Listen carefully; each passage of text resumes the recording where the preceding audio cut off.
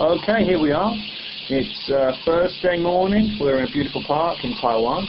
Sure are. Sitting at our table for a little table talk about South America. The positives, the negatives, the concerns, the good things, the bad things. So where shall we start? Well, I mean, we could start in many areas. I think what we should do is, we're obviously we're talking about safe havens, and we're talking about South America, and I think you and I have been talking about this for quite a while. And we've been reading lots of things. Like I read lots of things on the internet where they go, oh, the top 5 places in the world, and there's countries from Asia. There's countries from South America, and Jesus, there's even countries from Europe that are in the top 5. How they got in there? I don't know what that's about. And when we read these articles, I would say, very few of them actually make perfect sense.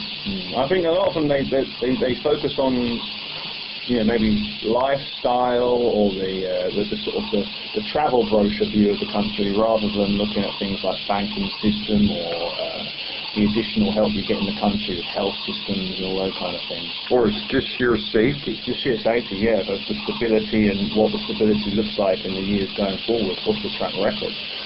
Yeah. Exactly. Well, so let's talk about some of these countries. Okay, so like people talk about Mexico, which is basically a part of North America, but I still hear people saying, well, Mexico's a good bet, and I'm going like, you've got to be kidding me. The government is like connected right with America. Back pocket. Yeah, and I think when the U.S. dollar collapses, I think they're going to try and put those economies together like Canada. I don't think Canada's a safe bet either. As we were talking before, that's already on the books, isn't it, with the North American Union. The plan's already there. They've just kind of delayed it. And before they were looking at even bringing in the Amero as a currency for the free countries. Well, that is. Well, we're going to see how that plays out. But that's going to be maybe a reality. But so let's go further south. When I've been looking at these sort of like top 5s. Chile, it comes to the top of the list. Uruguay, Paraguay. Some say Argentina, maybe. But legitimately, I can see definitely Chile, or maybe even Uruguay, maybe Paraguay being, possible options for safe havens. What do you think? Definitely Chile. Chile stands out for me as even from Paraguay and Uruguay. It stands above for me. It looks like you've got the capital there, Santiago, that looks, and from what I've heard, you're going to get all the benefits and the good things that you're used to. If you're a Western culture, you're not going to get this big culture shock from going there. You've got your Starbucks if you want your Starbucks. You've got all your high-tech goods. If you want your gadgets, it's all there. Add to that, you've also got this traditional living, this whole style, the culture which is still alive there. It reminds me, when I've read it before, and I haven't been to the place, but what I've read, it reminded me of visiting Barcelona. In Barcelona, you've got a nice balance, you've got a modern city, but then you also got the cultural style of the country, all those things continuing, the little shops, the little cafes, this kind of street living, outside, having your meals outside. But yeah, from what I've heard, it sounds good, and then add to that, outside of Santiago, the country is beautiful. Well, when you say Chile, I like you I've not been to Chile. I would definitely like to go down and see Chile. I hear a lot of good things about Chile. Chile reminds me not of Barcelona. It reminds me a little bit of Thailand. I compare it a little bit to Thailand, where Santiago has got all the modern conveniences, like Bangkok, and then when you get out, it's got the natural culture, and it's also got the unbelievable beauty. Yeah. But Chile reminds me a little bit in Thailand as far as the banking system. You see that? to me is a big draw. That's a big concern. That's the concern with me, is the banking system.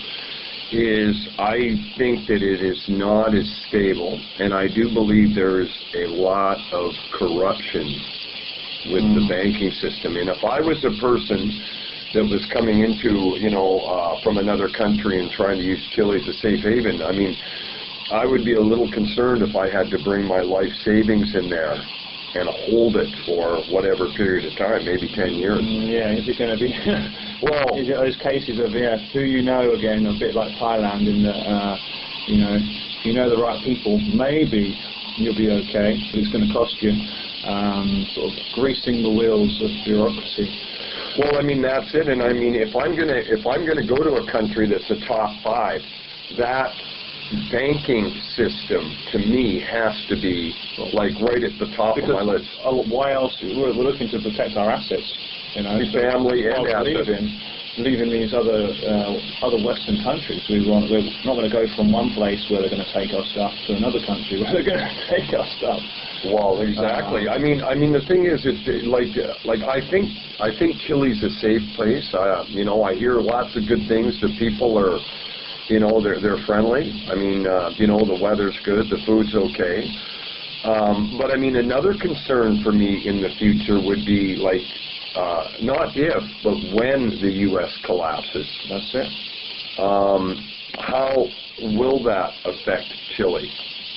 How will that? Well, it's going to be the knock-on effect. Yeah. Exactly, and I think it's pretty close. Like, there's advantages and disadvantages. Like, Chile's just far enough away for people to move from maybe Canada or the United States or wherever and move to Chile, and it's not that far, but it's still close enough if there's a problem, because I know Mexico and Canada are definitely going to get affected by the United States. It's nice and you're close. You can fly in family, and you can if you want to risk it, fly back and see your family. But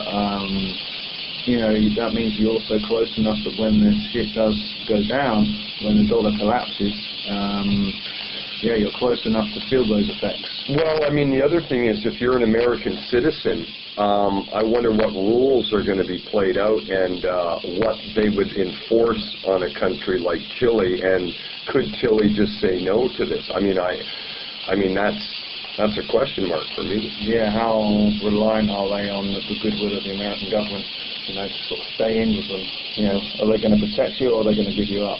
Yeah, for sure. So, I mean, if I were to say Chile, I would say Chile would be okay, but again, I would question the banking system there. I'm not so certain about that, how to work around that. I mean, if you take Uruguay and Paraguay, I mean, it's the same thing for me. I mean, I think Chile, to me, is probably the more freer society, but the banking system and the government in Chile, or in Paraguay and Uruguay, are like sort of like a little secret organization. I see those guys as they've got some of the same benefits as Chile, but then the disadvantages are the same and more so.